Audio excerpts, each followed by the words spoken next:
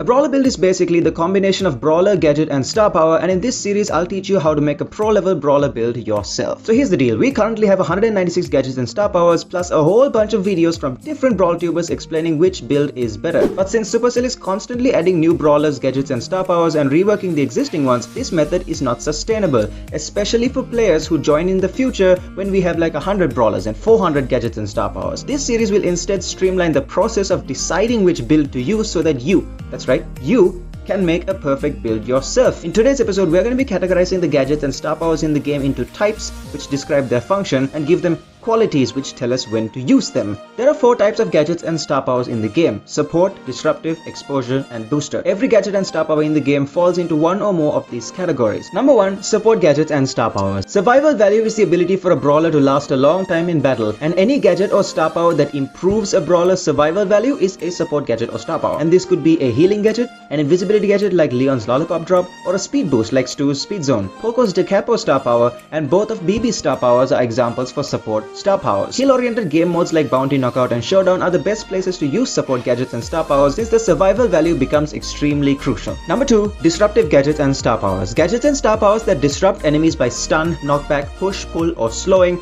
are disruptive gadgets and star powers. One of the most popular disruptive gadgets is Dynamite's Satchel Charge or Crow's Slowing Toxin. Examples for disruptive star powers are Shelly's Shell Shock or Colette's Push It. This type of gadget and star power work a treat in any game mode, be it stunning the enemy gem carrier or pushing an annoying brawler out of the way. Number 3. Exposure gadgets and star powers. Gadgets and star powers that expose enemies taking cover or remove cover completely are called exposure gadgets and star powers. Gadgets like Silver Bullet and Psychic Enhancer and star powers like Circling Eagle and Screeching Solo belong to this type since they contribute to either destroying cover or exposing enemies in hiding. Exposure star powers only work on bushes, so are helpful in maps with considerable bush cover like Sneaky Fields or Snake Prairie. As for exposure gadgets, they should be used as so. If the gadget targets physical cover, save them until you can get a clear shot, but if the gadget targets bush cover, use them in situations where enemies who you know are dead are nowhere to be seen. Number 4. Booster gadgets and star powers. Gadgets and star powers that boost base stats are booster gadgets and star powers. Examples for booster gadgets are Speed Loader, which boosts reload speed,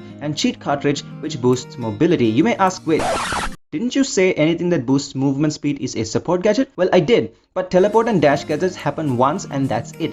They don't increase survivability in the long run. Examples for booster star powers are the Dyna Jump and Sponge. Booster star powers are generally the better choice. As for booster gadgets, only use them in a tight spot like when you need to do extra damage or have to make a quick maneuver or dodge. Of course, this info is completely useless without knowing when and how to use these gadgets, and for this purpose, we can give gadgets and star powers 3 qualities: active, passive and super linked.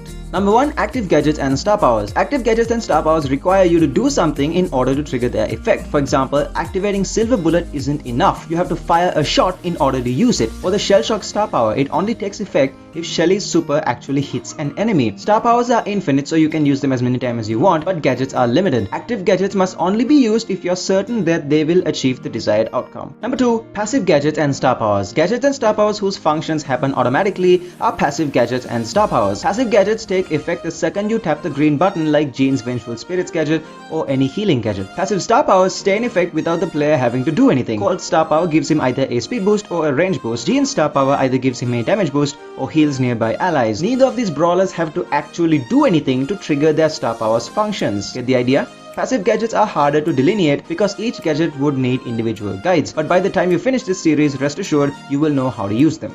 Super linked gadgets and star powers. Gadgets and star powers related to the function of the brawler's super belong to this category. A good example are brawlers with spawnables like Jessie, Mr. P, Penny and Nita. Their gadgets and star powers for the most part are always connected to their supers. Super linked gadgets must only be used in 2 situations. 1. If you're in a tight spot, meaning being pushed back, or if the game is getting too close. 2. If the enemy has a weaker team, in which case you can push forwards with the gadget. We'll be discussing brawler weaknesses. Subscribe and turn on notifications so you don't miss out.